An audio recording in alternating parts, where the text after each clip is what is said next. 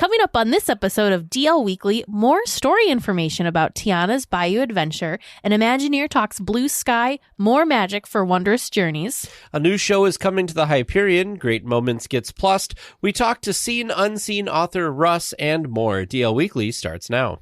Well, hello there. Welcome to our unbirthday party. For your safety, please be sure to stay listening with your hands, arms, feet, and ears inside the podcast. And please, do give Tag and Teresa easier trivia questions. Well, it seems DL Weekly is about to begin. Have a most wonderful time. Perhaps tea time.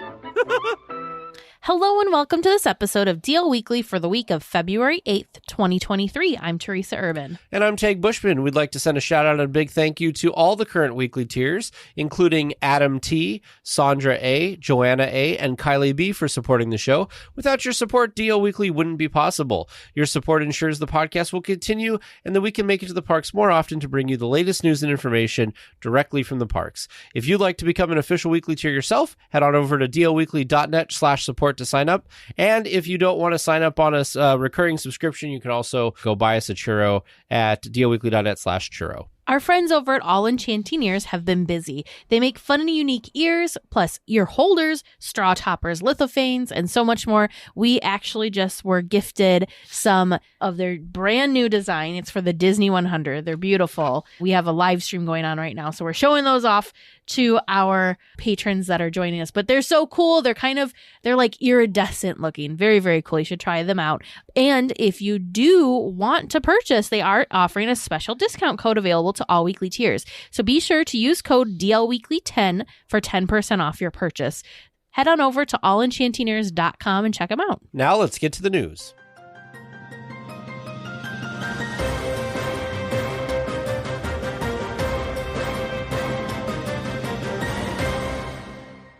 New storyline details have been released for the upcoming Tiana's Bayou Adventure, replacing Splash Mountain. In the queue, guests will follow the story of how Tiana grew her business with Tiana's Foods, an employee-owned cooperative. Combining her talents with those of the local community, Tiana has transformed an aging salt mine and built a beloved brand. Man, so the Disney Parks blog, which we have linked in the show notes, has a fairly lengthy article on this entire backstory with Tiana, and it's kind of interesting because the long and short of it, you can read the whole thing on the link in our show notes, but basically you're gonna go help Tiana find missing ingredients for her party in the bayou, and I don't know, that doesn't sound thrilling like Splash Mountain is. So the storyline basically is, we know that Tiana has opened her restaurant, and this is kind of the, what was next for Tiana. She didn't just, the restaurant wasn't the end of her career. She decided to open Tiana's Foods, and she has Tiana's a hot sauce brand and all sorts of fun. So I know that we try and remain positive, and I know that we've been very, very excited for the transformation of Splash into Tiana's Bayou Adventure. I'm a little hesitant with this storyline because I don't know, like Tag said, bouncing around in that little log boat looking for ingredients. I'm having trouble kind of picturing this as an attraction. I 100%, when we first knew that the new theming was going to be based on The Princess and the Frog, my brain easily went to exactly how the story from the movie could be transformed into a great story for specifically that attraction. And I'm curious. I'm still trying to remain optimistic, since obviously this is just words on paper, and that's going to translate differently for the attraction, but I'm not seeing it, if that makes sense. One thing that did help me with this, I'm still very sad that the tree will be gone from the top of Splash Mountain, which in the concept art on the Disney Parks blog, which we have linked in the show notes, it is missing. And we saw that at D23. It was missing at the D23 model. But I will say that it does sound like a better storyline, because they said the endeavor began when Tiana purchased the salt mine. So it's supposed to now be a salt mine and the area surrounding it. And basically that she revived the salt mine and the surrounding land, which now grows a variety of vegetables, herbs, and spices, which I can see in my mind. There's all those nice little I can plateaus around the mountain that you could do all that stuff with. The last time I was iffy about something, it was Guardians of the Galaxy Mission Breakout. And we ended up loving it. Yeah, so exactly. I think we just have to wait and see and try to be optimistic and hope that it turns out good. But I agree with you. Why couldn't they just do the story of Princess and the Frog? Can you imagine bouncing along on the log, going down the bayou, playing that's just such a fun and happy song, and I just feel like it would go over so well. They have the original concept art that still included the tree, and Mama Odie's boat was stuck up in the tree, which worked no boat now absolutely perfectly. And I'm just thinking about how amazing scenes with Dr. Facilier and all of his voodoo magic and all that, the I've got friends on the other side. I feel like that would have been yes, that would have been great for that. And then the end could have been the transformation of Tiana and Naveen back into their human. I saw on the boat even. I was bought into it. So I'm just hesitant about this one. I'm hesitant. Yeah. We'll have to see what it turns out to be. We don't know. It might turn out well. I'm hoping they keep a lot of... Is Ray going to be there? Because they had all this beautiful concept art with the fireflies and stuff, which I thought was going to be gorgeous as well. So, I mean, in the continued story, of course, spoiler, Ray passes away in the movie. So if this is the continuation of the story, Ray's not going to be there. He's a cute little firefly, of course. But Evangeline. And maybe there'll be a nod to him and Evangeline and a nighttime sky scene or something. But all I gotta say is, if you're talking about the fireflies, I wish that they would fix the fireflies in Pirates of the Caribbean. But anyway, we'll have to see. Speaking of what we'd like to see in blue sky stuff, a blue sky attraction idea was posted on Twitter this last week by Imagineer Jim Schull. The attraction idea is for an Oswald and Hortensia attraction. The attraction would have taken the place of Roger Rabbit's cartoon Spin, keeping the ride system, but using projection mapping and painting the sets in a 1920s black and white, which sounds kind of cool. It would have been really interesting, and I think it would have made sense in Toontown especially, and it would have tied in with the rest of the land very well. Of course, I mean, I don't think we need to kick Roger Rabbit out. I do enjoy Roger Rabbit's cartoon Spin. And as we discussed, was that last week? No, week before, as we discussed, the whole land was kind of inspired by the Roger Rabbit movie, so it makes sense for Roger to have a place there. But this could have been cool, especially having an Oswald attraction right next to Mickey and Minnie's attraction. That would have been a really fun balance and the fact that they were with the Lunar New Year, they were really pushing Oswald, and it seemed like since they got the rights back to Oswald, they've kind of been having Oswald show up more in the parks. Yeah. So what a great place than to put Oswald in Toontown next to Mickey and Minnie, because that, Mickey started it all, but kind of Oswald started it before that. So I don't know. I think that it'd be really interesting. And one of the things that the former Imagineer said was that it was blue sky, and they were trying to do it in such a way that was going to be in such a way that would be cost effective. Yeah. He also clarified this was his personal blue sky project, and it wasn't something that was in the works and Disney decided to do something different. So personal blue sky, but still very, very cool. Would be really cool. There will still be some extra magic on non-fireworks nights for Wondrous Journeys, the new Disney 100 Nighttime Spectacular at Disneyland. Both Baymax and the Blue Fairy is reported to fly every night with or without fireworks. Wondrous Journeys is scheduled to be projections only on weeknights with fireworks on weekends and holidays. I didn't even consider that they would do Baymax and the Blue Fairy without fireworks. I think it's wonderful. I love that they'll keep a lot, they're really just getting rid of the fireworks aspect on those weeknights. Yeah. And I think that's a great idea if they're, to not take away that other aspect of it with these characters out there. So it seems like whoever's the team's in charge of Wondrous Journeys seems like they made some good choices here. Oh boy, here we go. We got some rumor roundup kind of going on. A casting call for actors for a new show at Disneyland is getting everyone excited, and there is plenty of rumors on what the show will be. The casting call lists singers and actors and dancers for a limited-time show in the Hyperion Theater. In the posting, the new show is described as an exciting new Broadway-caliber theatrical production. There is speculation that it could be a Hercules show, among other options. I mean, right, the wheels are turning on what this could be. First and foremost, yes, something is coming back. I don't even know, like, my initial gut reaction. I don't even care what is coming. I am so happy 100% that a show is coming back to the Hyperion. So happy. Now, if I was in charge of the universe, one of the rumors, I secretly hope, and don't come for me, but I don't really want Rogers the Musical to come. I feel like with Aladdin and what we had with Frozen, even though, yes, I did it, of the two, Aladdin was my favorite. These were kind of like mini Broadway style shows, and really well done and beautiful and all that. Whereas Rogers the Musical, while yes, it's fun, and the people I've seen perform the one song, they're very well, it's fun and they're very talented performers. I just don't see this being a full show. I mean, I could be wrong. But one of the things that was interesting is in the casting call, they did have a list of parts that they were looking for, which is where the rumors, of course, started going. So role number 1 is a featured principal, 3 female identifying roles, 20s to 50s, all style of vocal range, proficient with harmonization and ability to sing in many styles.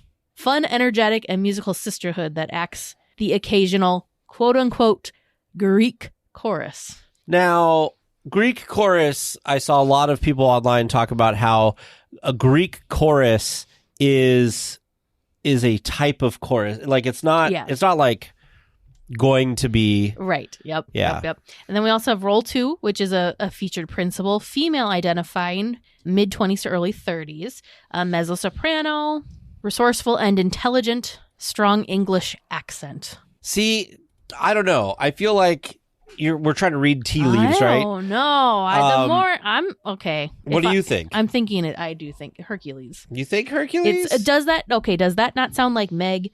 Resourceful and intelligent. But who had the English accent? Meg didn't have an English accent. She what? Like a British English accent? I don't know.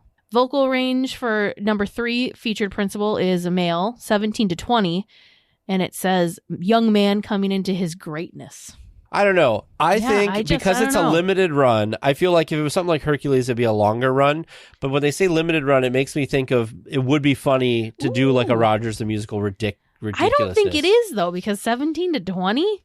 I don't know. I think that it's pointless to try to figure it out. I think it is, too. But there's lots of, I'll tell you, man, people that sit and look at the casting calls and stuff, like they sit down and they're like, let's go look at the Disney casting call today. Oh my goodness. And then the whole internet is erupted. Yeah. Okay. So we've got 3 besides our chorus, we have 1 female identifying principal and then 3 male identifying principals, ranging from the first male is 17 to 20, second male is 30 to 40, and the third male is 20s to 30s. And we have a young man coming into his greatness. We have someone who is decisive, capable, principled, and has a wry sense of humor, leads others with attitude and swagger. This is where they're getting Rogers the Musical from. Leads others with attitude and swagger. But then a noble do-gooder is the last one. Loyal, idealistic, and a romantic do-gooder. Does not give up easily. How about Emperor's New Groove? 3 males, though. You have Pasha, Kronk, and Yzma would be our... Yzma. Who's our chorus, though? Our chorus seems... Well, they sing like there's music to sing, so they could have a thing. I'm just saying, it's a possibility. Yeah, I just don't know. Because now I'm talking myself out of Hercules. Hunchback? Maybe, because you've got the 3... Okay, so maybe. So Hunchback, you've got the 3 gargoyles, which we have a 3 female identifying roles in the movie. It's 1 female, 2 males, but I mean. But here's the question: either way, you have 1 female lead, but then you've got You've got Frollo. You've got Quasimodo. No, yeah, Quasimodo. But I'm trying to think of the her love interest. What's her? I don't know, because I don't know that movie very well. Maybe it's something more contemporary. Like, we keep thinking of like these older things that are from our childhood. What's going on? Like, could it be something more recent? I don't know. Would this somehow fit into Coco, or I guess not Encanto, but I don't know. I think we could spend Phoebus. Oh, yeah. Phoebus. That's it. Phoebus. Thank you. So I think we could speculate all day. We should just wait and see what happens. We could speculate all day, which is fun. Let us know what your thoughts are, because, yeah, I could see this going a couple of different ways. Yeah. A new addition to Great Moments with Mr. Lincoln has debuted. A new National Geographic pre-show, narrated by ABC anchor Robin Roberts, provides guests a deeper look into Frederick Douglass's legacy as a former slave who rose to be a powerful leader in the abolitionist movement and the relationship between Douglass and Lincoln. Testimonials from Douglass's third great-grandson, Keith B. Morris, Jr., and Dr. John Stauffer, a leading expert on anti-slavery in the Civil War era, are also included. So this is neat because it's super neat. A few months ago, we got the portrait and the bust of Frederick Douglass there, and now we have this video and stuff that goes along with it that includes members of his family or extended family. So I think this is so neat that they have done this, and yeah, it's just, I think it's pretty cool. I'm excited to, next time we're there, to go check this out and learn more. That's the thing that's so cool. I mean, a lot of people kind of overlook Great Moments with Mr. Lincoln and, well, the Opera House stuff in general, but it's just really, really neat to me that you can, like, what theme park do you get to go and learn history thing? Like, you know what I mean? Like, it's a really cool thing to have, and I love that they're adding to it so that, you know, they're expanding, they're telling us more of the story and including others in the story as well, and I just love that. Who knew going to a theme park that I would learn more about our country's history? I think, you know what I mean? I mean, that's what Disney is all about, right? Is you get educated and get entertainment. Well, Magic Key holders have another exclusive souvenir to pick up at the parks. The Magic Key Ear Hat Bowl is available for purchase with certain food items throughout the resort. Currently, the bowls are available at Smoke Jumper's Grill with the purchase of a bacon cheeseburger loaded fries, or at Clarabelle's Ice Cream with the purchase of the chocolate brownie sundae. These feel familiar, but also maybe slightly different. I know we've had these ear hat bowls before. I think this is a slightly different style. It's almost like these ear hat bowls are kind of becoming like the new popcorn bucket or the new limited time sipper type thing. They're not quite as elaborate, but they're still really fun. Yeah. These are neat, but I don't know if there's something that like I need. Yeah, I don't feel like it's something I need, but I think it's cute. I couldn't find anywhere that there was a price for these either. I'm sure it depends on what it is you're getting. Oh, sure. Okay. A new novel item has arrived at the Disneyland Resort, a gift card wristband for Lunar New Year 2023, which can be loaded with any amount from $15 all the way up to $1,000. The gift card features rounded edges and is connected to a wristband. This makes it convenient to use around the resort without having to pull out your wallet or credit card as often. These are kind of neat. I like the fact that I won't have to like look through my wallet for something like this. It's real convenient that it would just kind of hang. It's one of those like spiral, you know, I feel like a lot of people have keys and stuff hanging off of these if you work in an environment that has keys that you hand off to people, kind of a thing. Kind of neat. Have we not seen these? But I feel like that this should have been around. This seems like something that they use more frequently at Walt Disney World. Sure. Because at Disneyland and DCA, whenever we have these food festivals, we get the fun tasting cards. That's true. I don't believe Walt Disney World, when they have their food festivals, have the sip and savor passes. I wonder why not. I think it's because there's just so many booths. Oh, I mean, that's probably true. But it is I have seen the wristbands for those festivals, so then you're not at least having to dig your wallet out each time you go to one of those booths to make it a little more convenient. I know we talked a little bit about this last week, but I had to talk about it again. One of our favorite eateries has reopened in downtown Disney and is more convenient than ever. Earl of Sandwich reopened its doors on February 1st last week and is a nice upgrade from the former location. The new location in the old La Brea Bakery is so close to the gates of Disneyland, making it a great quick stop when park hopping. There's plenty of outdoor shaded seating inside the bar area of the former bakery is expected to reopen under Earl management at some point. I like this. It seems Tons of seating. Yeah, it outside, seems looks like, and it's shaded. Not that the old one wasn't that shaded, but like this one, you're so close to the front gates. It's great for people watching. I was looking at the photos from this, and I kind of just want to go have a sandwich at Earl because it's so good. What do you mean? Like you're gonna fly out? No. to California? Okay. No, like I It's like, I wish what we do had you an Earl mean? sandwich around here. Yes, definitely. They're just so tasty. My favorite sandwich there is the caprese sandwich. It is so yummy. Well, I so just very excited can't. because they have Pib. It's so crazy to me how I think it's great, but it's also so crazy to me how quickly they were able to kind of flip the La Brea location into, Earl, because it's not like it was the same type Layout or anything. it's not like it's the same type of restaurant, but I'm just so happy that it's back. I kind of wish that it could stay here permanently, but I'm also really excited for Portos. So maybe we just need to build another restaurant. Like can we just have both of them close to the parks? You know what they really need, and I guess I understand why they haven't done this, but I wish they'd put some type of food establishment on the other side of the Esplanade, like one little like. Oh sure, yeah. And they would make a killing, I think, because Yeah. people coming or going. Like if you had like an outdoor vending cart or something, I think they'd make a lot of money there. Or you could, since ticket booths are kind of on their way out, you do now have space where ticket booths are currently, that you could maybe have a grab and go type location. That I could don't be know why possible. Disney hasn't done this already, to be honest with you. Maybe it's in the works. Maybe. Who knows? Run Disney Weekly Tiers. Get your running gear and running ears ready, as Disney has announced details and pricings for the Disneyland Half Marathon. A 5K, 10K, half marathon, kids race, and more will take place from January 11th through the 14th, 2024. Events that guests can sign up for include Disneyland Yoga, the Dumbo Double Dare, and virtual races. For a complete list of events, pricing, and registration dates, check out the link in our show notes. Okay, so I want to talk about Disneyland Yoga for a minute. So it's only on January 11th. Registration fee is $108.99, but you get to do yoga and stretching with a view of Sleeping Beauty Castle before the park opens.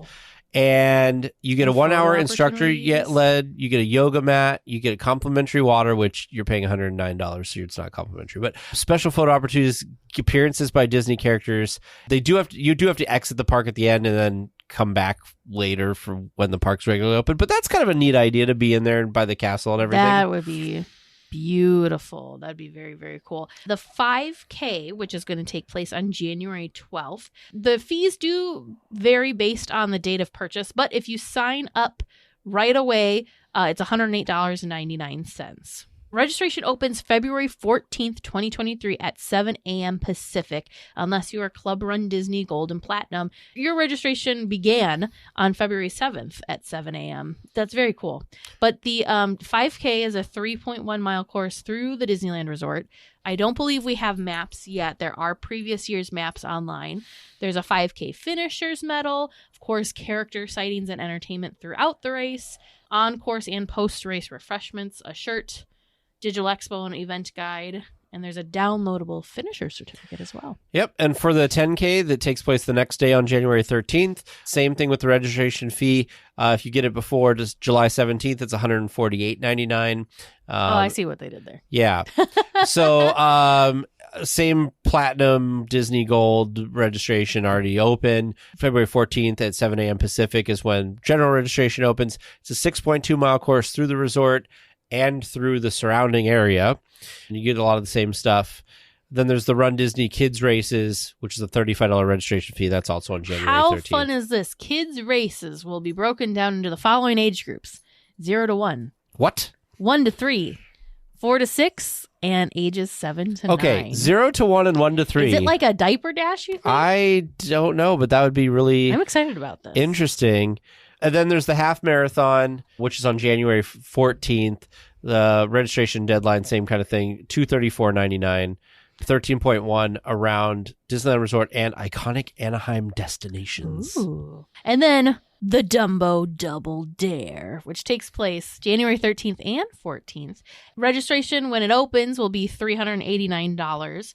This is fun because this includes 2 races. It's the 10K and the half marathon. That's a lot. So you earn the 10K medal, the half marathon medal, and Dumbo Double Dare medal. Wow. Super, super fun. And then, of course, there's virtual options, too, if you're not able to make it out to the resort to join in on the in-person fun. And the virtual options, the 5K is $85, 10K is $106, and the virtual half marathon's $126.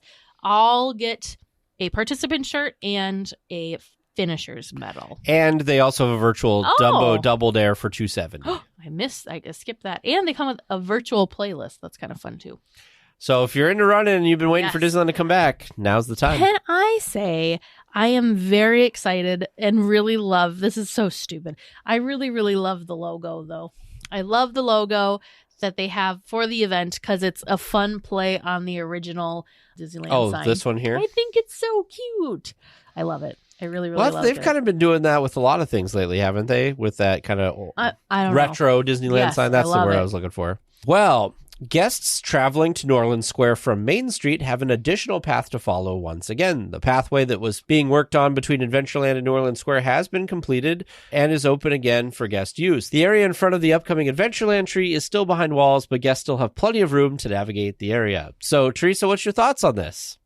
Tag knew I was triggered by this because I hadn't looked at it I hadn't looked at the photos of the path. Mm-hmm. And what's up with the photos of the path, Teresa?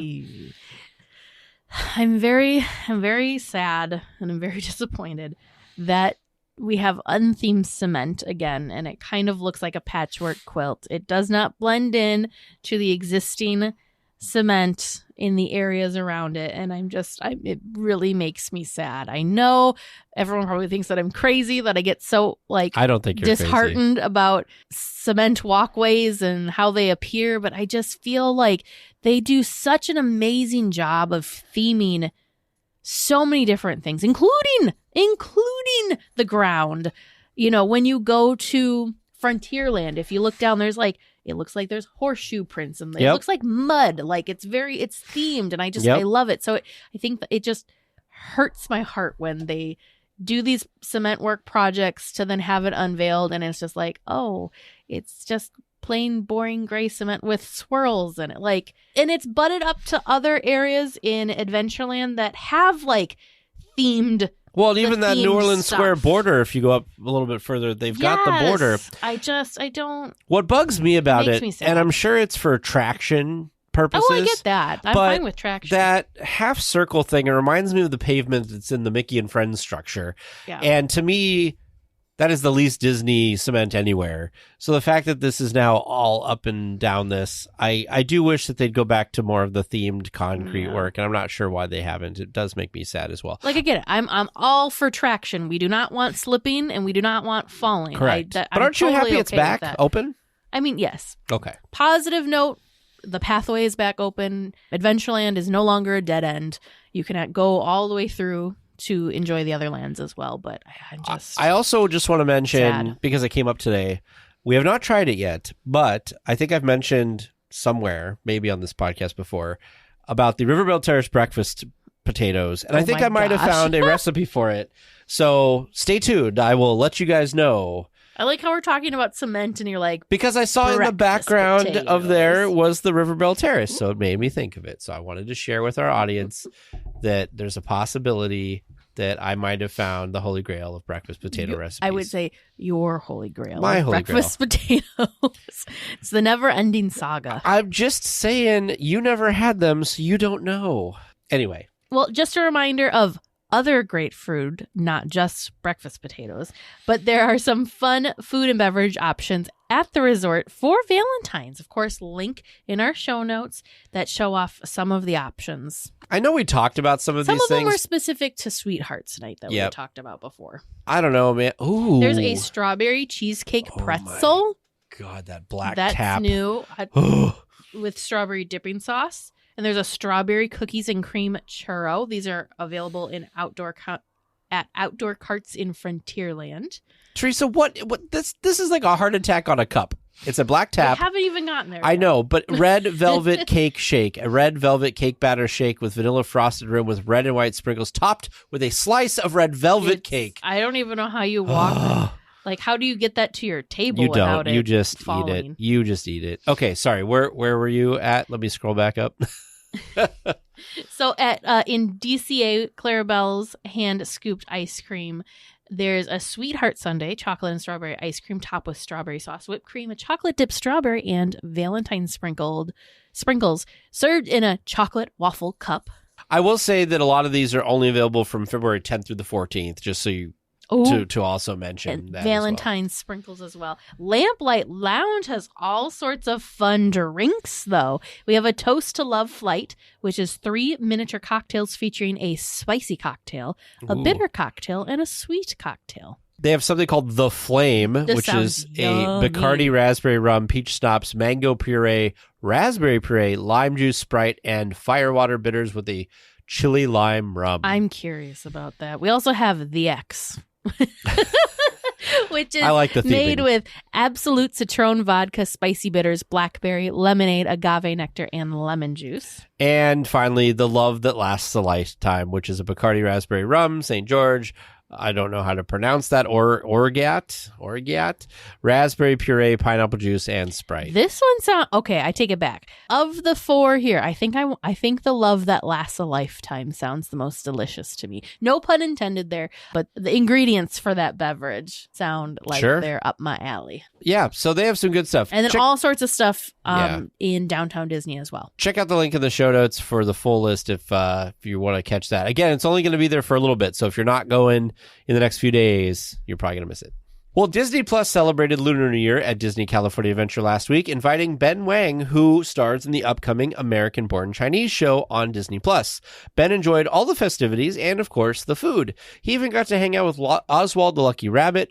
For those interested, American-born Chinese is a genre-hopping action comedy based on the graphic novel of the same name by Jean Luen Yang, where Ben's character meets a new Chinese-born student on the first day of the school year and finds himself in a battle of Chinese mythological gods. We saw at D23, one of the panels we attended, we saw the cast from American Born Chinese, and they also, this is like related, also not related. I'm so glad that we talked about this tonight, because when we were at that D23 panel and we saw the little snippet of the show, I thought it sounded so cool and I really wanted to watch it, but then I forgot about it. Well, I got distracted by it. I mean, there were so many things going on that weekend that it just kind of fell out of my brain. And as soon as they had this little special on the Disney Park blogs and they have this little video with Ben as well, it reminded me of that. But the little preview we saw it looks like a really great show. So I personally am really excited to check this show out. And I think it was a really fun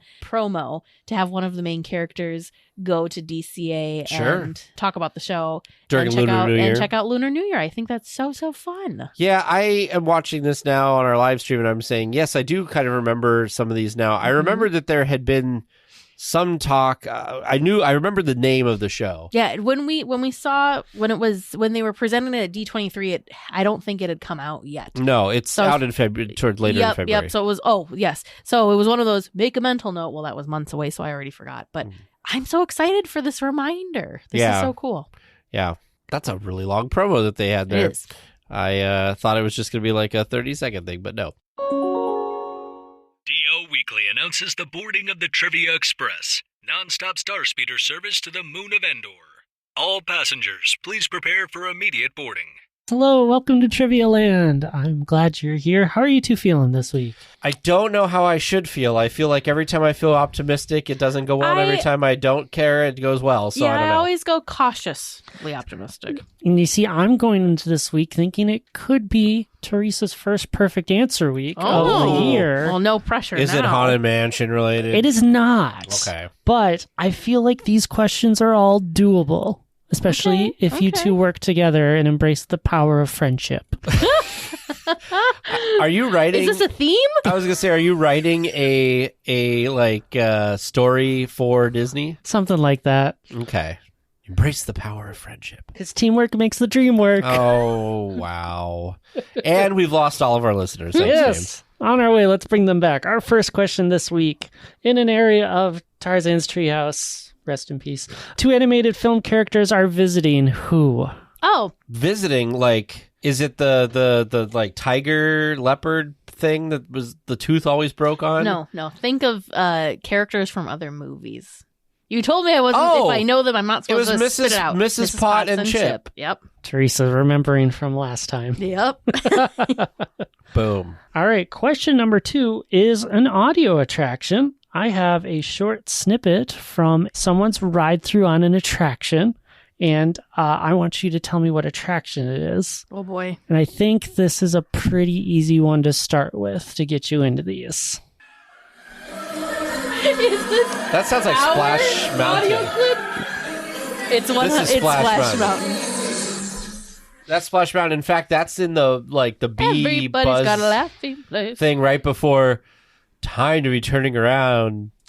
That's you know what that I never I black that scene out of my head because every time we've just gotten soaked in the dark Right before that. and I always think that room always feels very extra cold to me, probably Yep. just because I'm soaking from the splash that just happened. So I genuinely do not if you gave me scenes from it, maybe I could piece together the order as to which how those characters, which character you see first. And Sure. that kind of, I know the sound of that room, but I'm usually too squirmy because I'm frozen and cold. That has my favorite piece of music from the whole attraction because I love the ominous stay away. Anyway. Something about the audio that just sinks It's you great. in, right? All right. I honestly thought that was the video we took of do you know what Teresa you could going, hear? oh. You could hear the terrible splash in the Yep. beginning of that audio clip. Yep. I wondered if it was too much, but That's why I thought it was our clip. I'm like, is that us? Getting drenched. Somebody was screaming like you screamed on it. Yeah. anyway, moving on. Our third question. There's a hidden reference in plain sight at Big Thunder Mountain's entrance. There you'll find a notice signed by Willard P. Bounds, U.S. Marshal. Who is this a tribute to? And no, I will not accept smart aleck answers of obviously Willard P. Bounds. Do you I know don't this? know this one. Willard P. Bounds. B-O-U. NDS. Yep. Willard. Like bounding, but not. Okay, wait a second. So this is a what? There's And a P- notice. P like potato. Yep. Wait. Stop. You're saying that this is There's a notice near the entrance but signed by Willard P. Bounds, U.S. Marshal, yeah. which is a very good tribute to someone. This is quite the mood change from the laughing place. Yeah, it is. We're going to kick ourselves probably. Where is this sign located? Near the entrance. But I could will you be more I will specific? Is that going to matter? No, but I'm trying to think where it is. I feel like it's got to be a play on words, right? Like Willard would be. Is it like a Billy Hill reference? Like William, Willie, Bill? I don't know.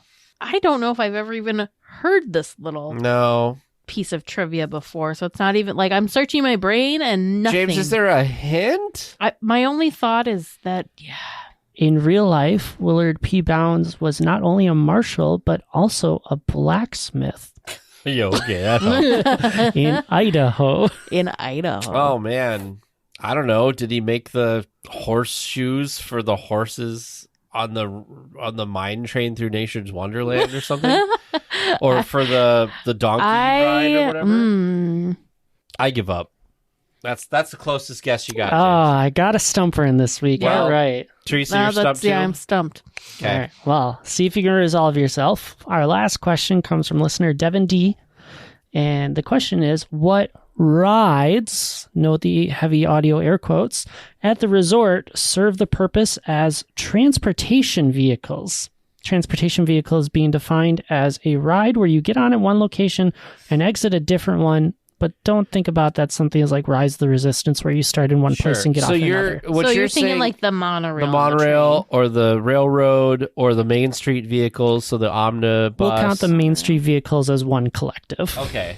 Okay, yeah. Main Street. The vehicles. are you talking just Disneyland or DCA as well? Resort as a whole. Okay, so we've Hang got Hang on, we're not done in Disneyland. We have the Columbia and that gets off at the same spot. Oh, you're though. right.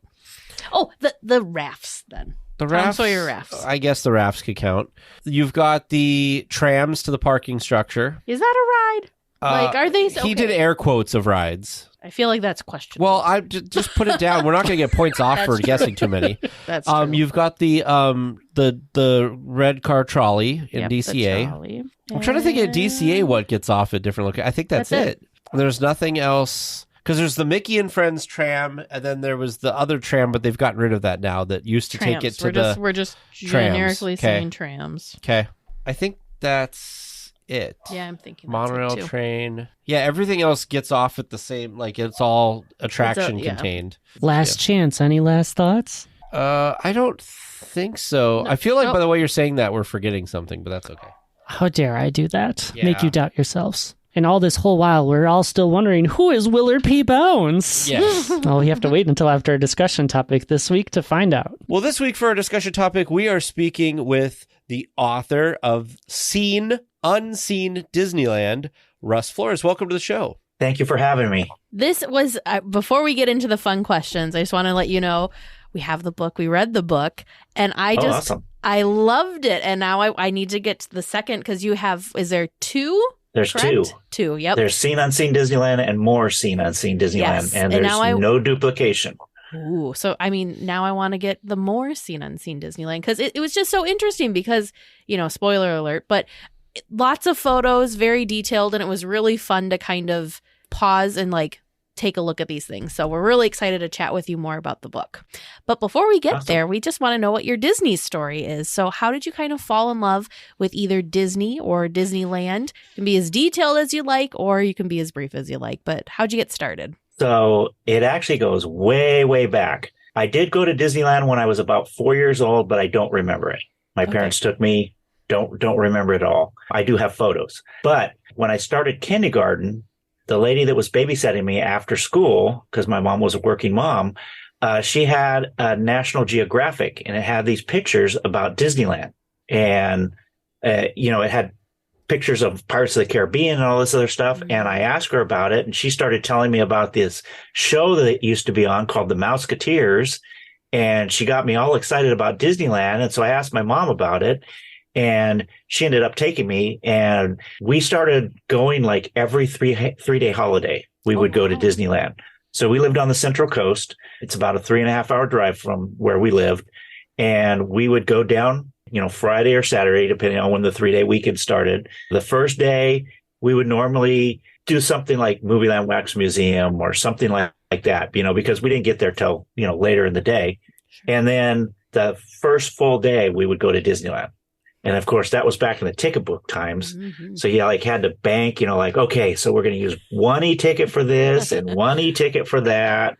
And then we'll use the D-ticket for these. So that started my love of Disneyland. And then the third day, and sometimes the first day, we would go to Knott's Berry Farm too. So, and then we would drive home after 3 days. And we would normally do that like 3 or maybe 4 times a year. So I just grew up with Disneyland, and it was a fantastic thing. And then after I graduated high school, things kind of change. Maybe go once a year, and then it kind of falters off because you're going to college and all that stuff, and go once in a while. But then I met my wife, and she liked Disneyland. So we went to Disneyland a couple times before we got married. And then for our honeymoon, we went to Walt Disney World. Nice. So that was my first time there. And then we continue to go once in a while, but we didn't really go because by that time I had moved to Northern California. It's a 7-hour drive, or, back then a very expensive flight. But then we had our daughter, and we went in 93, and it wasn't the best trip because we didn't really plan it. So It was a good trip. I don't want to give you a bad impression, but it wasn't quite all it could be because we hadn't planned well enough. We didn't know what was what. We went in the middle of Mother's Day weekend, which was like 400 degrees. But we had a good time, and my wife and I discussed it. My wife had also grown up with Disneyland, so we wanted our daughter to experience that. And while we were there, one of the cast members told us about Christmas time. So we went the week after Thanksgiving, and we had the best time ever. We ended up buying annual passes. We bought one of those bricks that's out front that has everyone's names. Yeah. We have one of those bricks. And after that, we started going 2 times a year. We go spring break and Christmas, and it got into a cycle and continued until today, Now, you got me thinking of a couple things. First of all, I want to say between your book and what you just said, you are like Mr. Nostalgia for me, because in the book, I found myself looking at the pictures. You have some pictures in here from the 50th anniversary, and that brought back a lot of memories because I thought the 50th anniversary was just amazing. And you reminded me of the trips that I had when I first went with my parents, or with my mom and my brother. And we would go down and we'd do very similar to you. We'd do like the Wax Museum or the Medieval Times. Depending on the trip, we'd either go to Universal or we'd take the drive down and go to the San Diego Zoo, which was also very cool. So I just feel like you're hitting a lot of points for me. I do have to ask, you said Northern California. Where in Northern California were you? We live in Sacramento right now. Oh, okay. Because I grew up in the Santa Rosa, Sonoma County area. Okay, yeah. So you said 7-hour drive. I'm like, yep. So, all right. Well, but then again, you had the Snoopy Museum. That's true, because Charles Schultz was from the area, and since, let's see, they have the airport, the municipal airport there now is named the Charles M. Schultz Airport, and then there's the Snoopy Ice Arena, and every small town they've got those statues that like people paint. We had Snoopies everywhere. So, and around here was like what were they around here? It was like the cranes. Yep. Cool. Well, when you go to Disneyland on the first day of a visit, which way do you go? Do you go left towards Adventureland, through the Castle to Fantasyland, right towards Tomorrowland? We actually go to Frontierland and go to Big Thunder Mountain. Ooh, nice. Good choice. So when it's a family trip, of course, is what we're talking about here. So my daughter loves Thunder Mountain. We would go, and this started back with the old Fast Passes. So my wife would head to Tomorrowland and get us all Fast Passes for Space Mountain right off the get-go. My daughter and I would head into Frontierland, go to Thunder Mountain, and I don't think it's quite the same anymore, but back then you could get on an attraction, and if you came into the station and there was no one waiting, they would let you go again. Oh, nice. Yeah. Cool. So my daughter and I might go like 3 or 4 times, and then my wife would show up and we'd ride 1 or 2 more times, and then there'd be a crowd and we'd get kicked off. I'll have fun. But it was very common for us to be able to ride it 3, 4, 5 times before we had to get off. You get a similar experience at the end of the day. We used to go to Splash Mountain, sad there, but we would go to Splash Mountain the last thing, because if you get wet, who cares? You go back to the hotel room. Exactly. Yeah. And so if they're closing at midnight, we might go at 11:50 and ride the attraction. And if we got back and there was no one there, you'd say, hey, can we go again? And they'd let you go. And so our record is 7. Wow.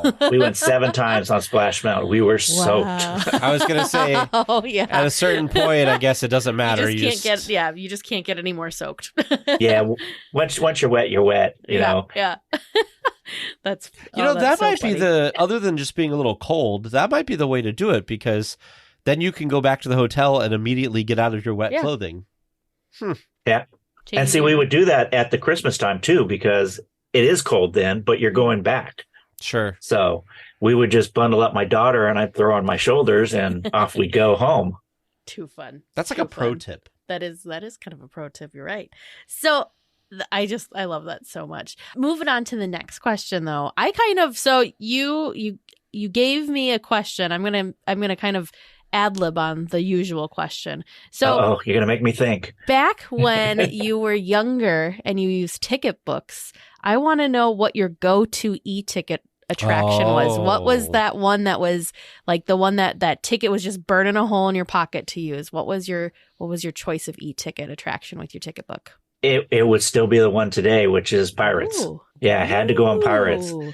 But then, of course, there's also Matterhorn bobsleds and Space Mountain were also, and then Haunted were the basic 4 that, we always had to go on. But Pirates has your heart and still has your heart, huh? So when people ask me, Pirates is my favorite attraction, but Space Mountain is my favorite roller coaster type ride. Yeah. There's a difference. I can differentiate. Yep. Correct terminology, because they always say it's a roller coaster type ride in the dark with sudden drops and stops. Now, if you want my scariest ride, That would have to be Mr. Toad. Because on that attraction one time, we had an in-attraction exit. I forget what the proper term is there. Yep. In-show exit, that's it. And I winged my head on one of the props. So that thing is dangerous. That is a dangerous ride. Mind your head. See, I feel like the Matterhorn is almost scary like that because Teresa did and I did. Mm-hmm. I got in-show exited from the Matterhorn and we went on there and I was like, oh, we get to go on the infamous elevator that's in here. And that thing was scary. It was so tiny. It was like 2 or 3 of us and then the cast member, and it was slow and it was creaky. And I was like, we're going to die. Oh, so you actually got to walk off. Yeah, we had gotten to the top and made it around like 1 or 2 corners. And then we hit a break zone and they just stopped. And then I guess the way they do it is they start at the top and they clear out everybody. They go down to clear out everybody. And so we're just sitting there and they came out and they're like, all right, stand here, stay there. They got everybody out and they said, follow me. And they went in and we went down this elevator and then we came out and I was like, never even noticed there was a gate there.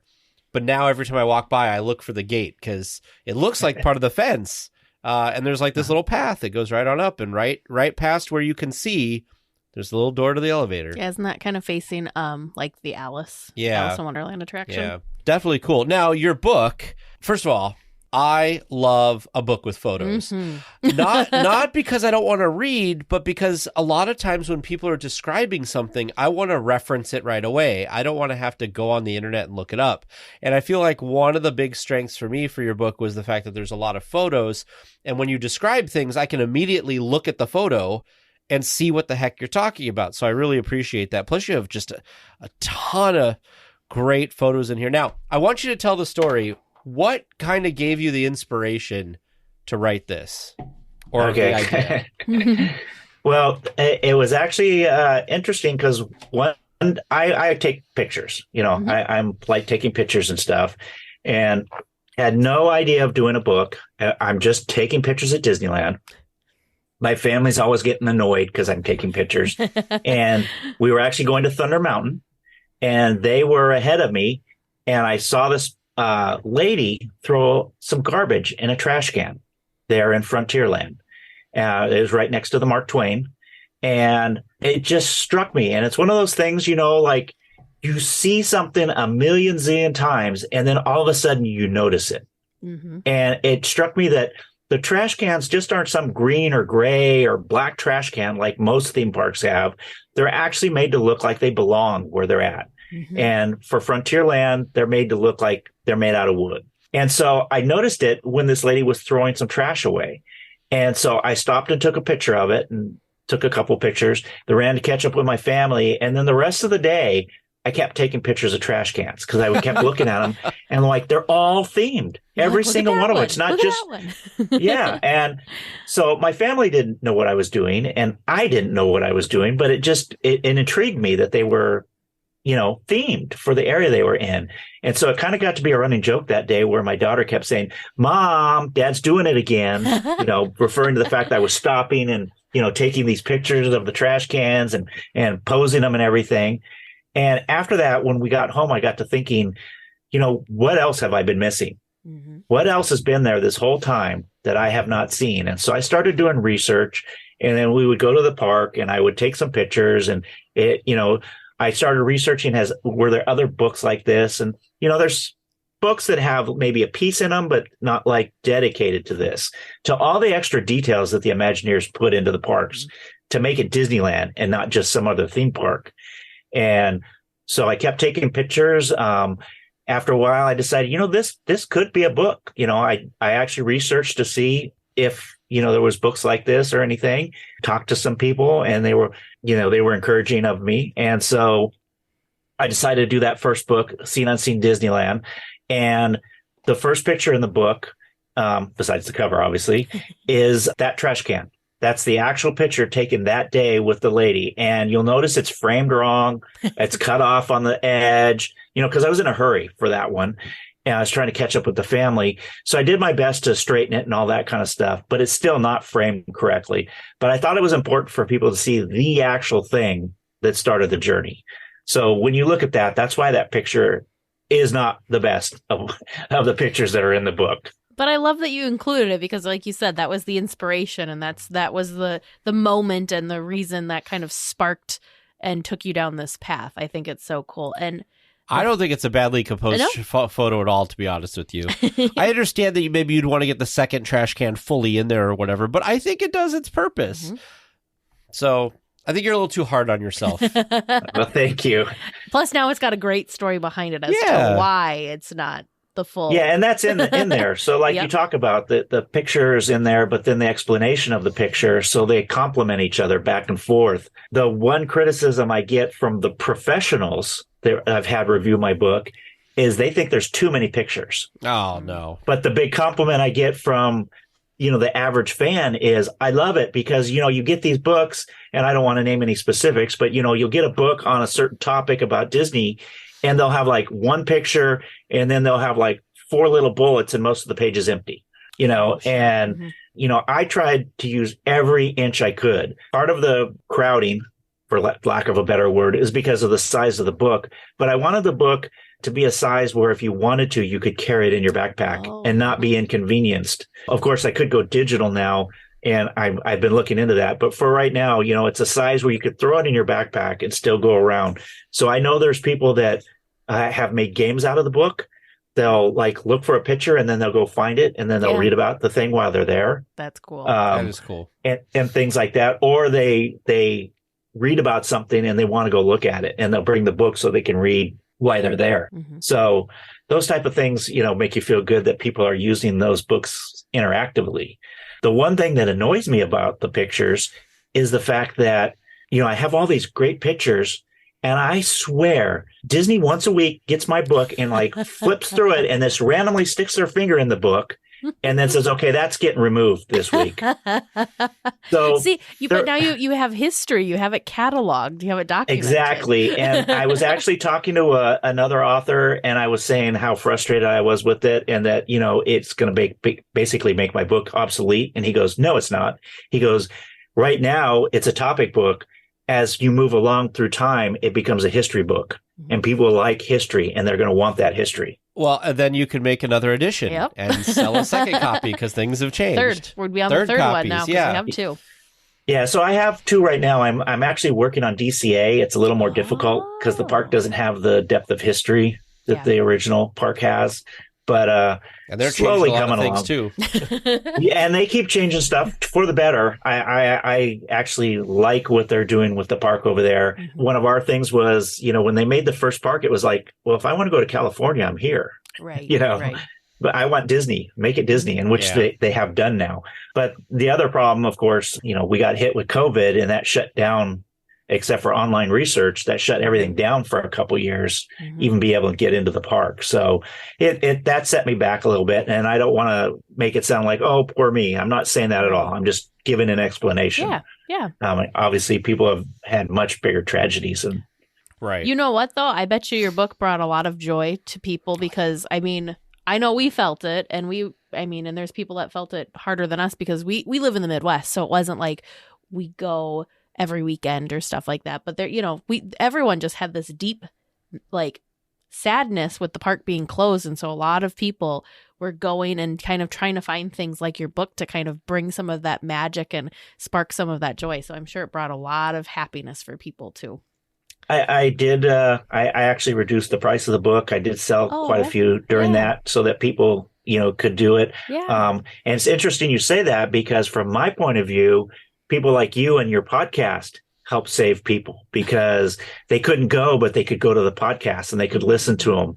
I know you've had Lynn from the Sweet Spot on. Oh, yeah. All these different podcasts about Disneyland, I know just got eaten up by people that were looking for their Disney fix, as it were, and looking for some distraction, shall we say. Yes. We were really fortunate. Our community grew quite a bit during the pandemic, and it was nice because we would do our weekly recordings and stuff. We would stream those things during the pandemic so we could have time, and some real good friendships and stuff were built through that too. Like just, obviously a lot of tragedy and stuff comes from COVID, but also I think that there was kind of a silver lining in some aspects because, a lot of things have changed some for the better, some not. But the fact that it kind of spurred some change and spurred some stuff, I think was helpful. And like I said, our community is wonderful, and some people have made some really strong, great relationships stuff through it. And I'm still in awe of all of that. But yeah. Yeah. So I wanted to ask, right? So there's the whole premise of the book, Seen Unseen Disneyland, in case we didn't I think we covered it, but just in case we didn't, is basically, like Russ said, it's kind of taking a moment, taking some time to kind of stop and appreciate all of the details. So is there something at the parks that every time you go, you have to kind of, like your favorite, do you have a favorite detail, I guess would be a good way of saying it? And it could be a group of details like, I love the trash cans. The trash can theming is so cool, or hidden Mickeys, or, whatever. Is there something that kind of you just are still kind of in awe about? Well, the trash cans obviously hold a special place in my heart. And during the pandemic, I was going through pictures, and I found some old pictures my mom took of those times when I was going with my mom when I was younger. Yeah. And for some reason, I posed with a trash can. It was like I have a shadow of the future. Yeah, I have no idea. I don't remember the picture. Destiny. It's just me standing there with my arm, up again on the trash can, like you would be holding your girlfriend or something. And there's a trash can. And I have no idea. I posted on my Facebook one time and got a lot of laughs. But yeah, so I have no idea. So they do hold a special spot for me. But the one little detail I really like to see, and it's the last thing I normally look at before I leave, is Walt's apartment above the fire station. I always say goodbye to Walt and thank him each time. And then, of course, the other end of the trip is usually walking down Main Street and seeing the castle and, the classic welcome home. So those are the bookends for our trips normally. Very nice. I love that in here you have a section about hidden Mickeys. And I enjoy that through your descriptions that you kind of have the opinion, like Teresa and I have sometimes, that there's some controversy to some of these hidden Mickeys of whether people think they are hidden Mickeys or not. I do say that you have a line here that I enjoy. I leave it up to the reader to decide if either of these are a hidden Mickey. And the Matterhorn one, I never saw. Did you see this? I never saw this before, but I can see it until now. Yep. I won't give it away, but people should get the book just for this hidden Mickey on the Matterhorn. Oh, that one, yeah. That is so good. I'm going to have to pay attention next time we're there. Yeah. I've never gotten anyone to tell me that was intentional, but it is so clearly in that shape. Mm-hmm. Right? Mm-hmm. Maybe it was a nice accidental on purpose thing. I don't know. I was going to say, I don't know how many things are truly accidents. Well, and the other thing is you have to keep in mind that angle is the only one you can see that. As you move left or right, those holes don't line up correctly. It's like at Ariel's. So I'll give you a little sneak peek here. At Ariel's, they have these lights that are above you and the inside queue. If you're in certain positions, the big light at the bottom lines up with two of the small lights at top, and it forms a hidden Mickey. Yeah. Again, I don't know if that was intentional, but it's very clearly in the right proportions. But you can only see it in certain positions. Otherwise, it's just, the four small bulbs with the one big bulb. How do you, as you go through your photos and you're creating an edition of the book, how do you decide what to talk? Because there's you literally could spin in a circle and take a picture, and whatever picture you take, you could find some hidden detail of Disney. So how do you pick what to put in one of your books and to talk about? So in the old days for me, like with the ticket book, you had to be very specific, and you had to pick your e-tickets. You had to pick and once you were out. That was it. You couldn't go again. That was the same of film back then. So you had a 12 shot or a 36 roll, and if the shot didn't come out, it didn't come out. Now with digital, fortunately, I'll go on a trip and I might take 1,000 pictures, but it might be, like if I'm taking a picture of a car, I might take 10, 15 photos of it. So, hopefully there's a good photo in there somewhere. But as far as what actually then makes it into the book, two things. One is space, obviously. So like the first one, when I did my first book, I had never done a book like this before, and I didn't know if anyone was going to buy it, and it was going to be my own investment, my own money and everything. So as you can see, the first book, well, you don't have the second book with you yet, but the second book is 1.5 times the size of the first one. Oh, okay. So the first one, I had to stop because, you have to stop at some point. But more importantly, I stopped because, I don't want to make it too big and have this $1 billion investment. And then I've got 500 books sitting in my garage. Mm-hmm. Right. So I did the first one. I had enough for almost a second book still when I stopped and made the first one. The first one did really well, so I immediately started on the second one, took additional pictures, and like I said, it's 1.5 times the size of the original, and there's no duplication between the two. What actually gets into the book, and the bottom line is, what do I like? I am your average Disney fan, so the way I basically look at it is, if I like it, hopefully other people will like it, or if I find it interesting. So if I find a detail and it's like, I don't know. Or especially if I'm not really sure that's true. Yeah. I try to be very careful. One of the things in my books, if you look at the very back, I have a very in-depth index about the book and what my sources are. And I always try to double and triple source everything. The internet, unfortunately, kind of feeds on itself. So they all could be referencing each other. You still kind of get caught, but you have to go with what you can. So some of it is, can I verify it? If I can't verify it, it didn't make it in. So one of the things I encourage people to do is, if you look in the book, you'll notice there's endnotes on most of the pages. And if you go to those endnotes in the back of the book, it tells you my original source material. One, so if you wanted to learn more, you could go and look at those original source materials. Or two, if you don't believe it, you could go look at it and see if that changes your mind. I've only had a couple things challenged, and I've always been able to, use my sources to show that, yes, there is a reason to believe this is true. If there's doubt, you'll notice like the hidden Mickeys. I'll say, I leave it up to you to decide, or something of that nature. One of the things that got challenged is I do little quizzes. So I forget, yes. I think the first book has 6 quizzes in it, and they're in the endnotes. And one of the quizzes asks, what was Minnie Mouse's real first name? Yes. Yep. I remember that. Yeah. I had to look that one up because I was like, what was her real name? So I found that in a reference and I put it in the book. Well, I was very fortunate that I was able to spend some time with Dave Smith from the archives before he passed away. Yeah. And he was very gracious in reviewing my first and second books. Wow. So he's actually looked at them. So I kind of think I'm on pretty good ground when Dave isn't telling you to change something. Yeah, I'd say so. That's high honors there. Because if but something's not right. Oh, did he? Yeah, he challenged me on Minnie Mouse. Yeah. So he said, I don't know that Minerva Mouse is her true first name. I've never heard that. I've never seen that. And so I dug through. I found I had my references for the original source material, which was a comic book. I then researched and found one on eBay, purchased it. It was in the comic book. I scanned the cover, the copyright page, and the page in question and sent those all to Dave. And he said, this is an official Disney publication, although it was done by a third party, but it was approved by Disney. Therefore, it is canon, and you are correct. Wow. So I was like, yes.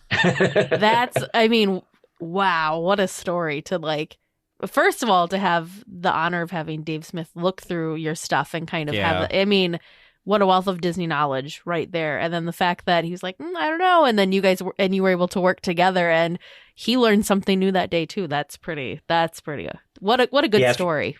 If you look at the back, he actually is the first comment on the back of the book.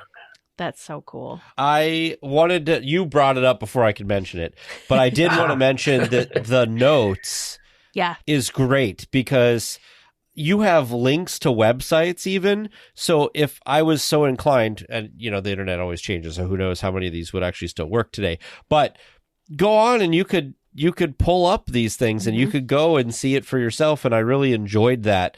And like you said, for the Minnie Mouse one, you have 4 references here of showing that it was Minerva Mouse, because you have your comics reference, and then you've got 3 different links online to some different stuff about Minnie Mouse. So I don't know. I haven't seen that a lot in books, and I really enjoyed it. And I like the fact that you have references, and I like that you quiz people. And I can tell you from our show having trivia, it's very difficult to fact check because one website might say one thing, another website might say, and then like who do you believe over things? You know, it's very challenging. I would not want to be in that job of having to fact check. It's very difficult, and you know, it's like stuff like people that say there's still a skeleton on the pirates, and that's you know, it's divisive. There's actually people that like get angry at each other, like, yes, there are, no, there's not. And of course, there actually really were skeletons back in the day. They borrowed them from UCLA. They didn't have the technology to make realistic skeletons. The attitudes were different back then, so they actually did use real skeletons. But eventually, they were all returned to UCLA. But there's that one that everyone's like, oh yeah, the headboard. It's absolutely real. And I was fortunate enough to talk to one of the Imagineers who was in charge of Disneyland back in the 70s. And I don't have permission to use his name, so I'm not going to. Yep. But I asked him about that. And I said, is it or isn't it? You know, is it still a real one? He says, well, let me put it to you this way. Can you imagine the backlash we would get if people actually proved there was a skeleton in that attraction, and how people would react to Disney's living on the back of someone who passed away? You know, how dare they? Yeah, you know, that would be such bad PR. He goes, absolutely, there's nothing there anymore. There were, but no. And you know, maybe he was wrong too. Who knows? But you know, he was in a position to know, and he says no. That is absolutely a redone skeleton that looks like the original. And there Russ is, again, feeding into the reality of the situation that the things that are in our attractions are not the originals. Yeah. Teresa and I had this moment because we reported on one of the Van Eaton galleries. This was a couple of years ago. Yeah, and we were like, they have stretching room portraits on here. It was like it was like the original stretching room portraits were like, what do you mean? Those are still in the mansion. What do you mean those? Yeah. How are they selling Jose? And, you know, whatever. And then it was just so funny. And then it's like. Yeah, it never dawned on us. Then all of a sudden we're like, well, I guess they'd probably swap these things out. So like, now. Oh, that makes total sense that it's not the same ones, that they just replace these things after a while. It's not like they keep and the original ones, like when you see those auctions, they say the original. Those are probably not even the original, because the originals. Those things get wearing out every 2 or 3 years, and they replace them every 2 or 3 years. So the original, I would guess, are probably somewhere in the archives. Just like when you go and see the Snow White statues in the grotto, those are not the originals. Right. Those are over at Imagineering right now in one of their archives. But I did not know this. What is reality? I was castle's still that's the same castle. I was joking with Teresa that when they repainted the castle, there was a shot somewhere that like they had replaced a section of stonework, and I'm like, who's to say that any of it's original anymore? Like, I like to think walking down Main Street that like there are things there that Walt had touched that, you know, it's been painted over 100,000 times since then, but still, right? And then after all of this, I'm just like, is any of it real? Well, I will say I was fortunate enough to go to Walt's barn on a tour one time, and they have under glass a bunch of his tools that he used to work on his home railroad. Oh. And they're the original tools. I mean, there's been no changes to them. And we each got to hold one of his pliers. I have a picture of me holding it. So that was actually something Walt touched and held. Mm-hmm. Even if the wood was replaced, it was still the original head on it, which from the look of it, it's the original wood. But I know what you're saying, because like one of the things I mentioned in my book is people go around and they look at all the light poles. And especially like New Orleans, and they're like, oh yeah, you know, these are the original from back when they built it. Go tap on them. They're plastic. They're not the original metal ones. I'm sorry to say. They're not the original, but they're made to look just like them. And you know, things wear out. You know, Disney's famous for being clean, and every night they go out there with hoses and they hose down all the walkways. Well, that water is destructive, especially against metal and wood. Yeah. Oh, yeah. And so a lot of that stuff that's at ground level has all been replaced because of just normal wear and tear of, you know, getting water on it every day. And so one of the solutions, and it was actually the same Imagineer that came up with this one, was the light posts. They changed them to a plastic so that they didn't rot. They just have to keep painting them and they look good. That's crazy. That's so wild. You say this and it makes 100% sense, but there's a part of my brain that is just like, what? What's real? Nothing. Yeah, nothing's real. I'm like, what is any of this real anymore? But, I really appreciated that you did that, because there's a couple of things in here that were kind of those back and forth controversial things that I had heard very loudly, yay, loudly, nay. So I really appreciated that you fact check and kind of like set the record straight on some of these things. The big one for me, I won't give too much away. I'll just say what the thing was the keel boat that's in the rivers of America. And I was like, see, this is perfect. Spells it out, easy peasy, done, because there's a lot of back and forth on if it's the original or not. So I You're talking about the one that's there right now? Yes. Yeah, no, Yes. Unfortunately it's not. They pulled it out of the water. It was on the north side of the island. They pulled it out, and that one is a concrete replica. Yep, which makes Oh, sense. a concrete replica even. Yeah. Well, so because it again, won't rot. it's water. Like, it's just sitting in water, so it would just have deteriorated with time because, the boat that they happens. sank there was in pretty bad shape, I understand. I've never seen it, but I understand sitting in that water for so long, it was not healthy. There may not have been a bottom half to it. Who Okay, knows? so we argue with people. I argue with people sometimes about that. I want like a backstage tour because I don't think it would like ruin the magic for me. You know what? Makes me sad? The stupid thing's concrete. Well, that's the magic of it, Tag. You think it's a I'm wooden gonna boat. go knock it on light poles in New Orleans Square and be like, it's plastic. Anyway, sorry. I just sometimes like your brain. That's just- the beauty of Disneyland. Like, you fully are immersed You and buy you into fully it. and you just buy into it. You just believe it. Like, we thought for sure that Jose had been there for however many years the tiki room had, like that was The they just had lady- to redo his feathers every once in a while. The but, lady in the video that Walt shows when they're putting the feathers together, that lady built what's in there today. Yeah. But it is. Yeah, it well, is- there's a lot of stuff that's original. It's just, things change over time. Exactly. Things need maintenance, unfortunately. Things wear out. If you want to see something original, go to the Jungle Cruise. And to the right side of the entrance, there in between Jungle and Indy, is a tree. And that's one of the original trees that was on the property when they bought all the property. The Dominguez tree, right? Yes. Yes. Honestly, that is just amazing to me that tree predates the park itself. And And it's I still just doing well. and it's still doing well. It looks like it's still, I mean, I'm no tree expert, but it looks like it's healthy and then it's doing, and that it's thriving. Yep. I don't want to think of the day when that tree is at the end of its life cycle, because I think that would be terrible. It's going to be very, very sad. But that tree is amazing to me. And they even built the extended queue for Jungle Cruise kind of around it to make sure that they didn't impede on the tree space. Other trees, they would have just moved them. It's all right, Teresa. Just remember, if it dies in the middle of the night, they will replace it with a plastic one and we will have no idea. Well, I'm scarred now. there is some controversy about whether it's in its original spot or whether it got moved at some point, but it is the original tree. It is the original tree. But I'm saying at least recently, when they more recently extended the queue out, I don't think it got moved. They didn't move it again. Yeah, right, Yeah. exactly. They built around Probably it, which don't is want to just, tempt fate. No, I wouldn't want to tempt fate. That's for sure. Well, we had so much fun talking with Russ that we will finish our conversation with him next week. Please remain seated until the podcast comes to a complete stop and the doors have opened. Then collect your belongings, watch your head, and step carefully from the episode. On behalf of all of our crew, thanks for traveling with us. And we hope you have a happy and memorable visit here at DL Weekly. Hello and welcome back to Trivia Land. I had high hopes for you two, but I got you on at least one.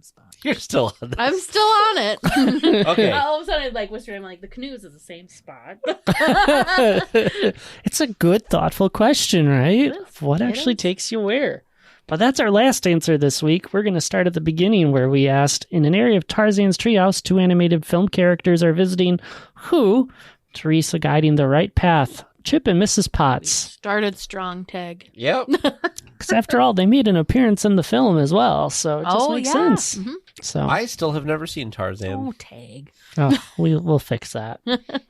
Our second clue was an audio hint, and I was looking for the attraction, which you did correctly guess as Splash Mountain. Woohoo. Well, it helped that everybody has a laugh in place was towards the end of it. Mm-hmm. I figured, just in case you're going to get there, should help you out a little bit. Our third question, there's a hidden reference in plain sight at Big Thunder Mountain's entrance. There you'll find a notice signed by Willard P. Bounds, U.S. Marshal, who is a tribute to. The notice, to be specific, is documents related to the certificate of compliance for this attraction may be viewed at City Hall in Town Square. I'll give you a hint. Willard P. Bounds had a daughter whose first name was Lillian. Oh. It is Walt's father-in-law, a.k.a. Lillian's father. Oh. Wow. He was a blacksmith and a U.S. Marshal in Idaho. The character Willard P. Bounds related to this blacksmith in Frontierland in Rainbow Ridge, Arizona. So Interesting. Okay. Wow. Yep. Definitely learned something new today. I did not know that. Very cool. Yeah, I don't know anything about Lillian's family. yeah. So there's a good one for you. That's really neat. And our last question, what rides at the Disneyland Resort serve the purpose as transportation vehicles? Thanks to Devin D for sending this one in. We had a list of 7. You gave me 6. And that's good enough for a point for me because that last one definitely takes a little bit of thinking. So the 6 you gave me, Mickey and Friends Tram, the monorail, the Main Street vehicles, the Disneyland train/railroad, rafts to Tom Sawyer's Island. Well done on that one, Teresa. I thought that would be the one missed. The red car trolley, and the Toy Story parking lot buses. Oh. Are kind of buses? They are transportation vehicles. Transportation vehicles. So that's why I'm like, close enough. Y'all did a really good job on that one. The buses. The stinking buses. It had to be buses. Thanks to Devin for submitting a trivia question for us this week. We've had a couple more come in, and we're looking forward to asking those in future shows. And you can add your name onto the list as well. Just send producer Vern and I an email. It's trivia@dlweekly.net. Well, we will be back next week with more Disneyland news and information. Until then, go out and enjoy the parks. Please remain seated until the podcast comes to a complete stop and the doors have opened. Then collect your belongings, watch your head, and step carefully from the episode. On behalf of all of our crew, thanks for traveling with us. And we hope you have a happy and memorable visit here at DL Weekly.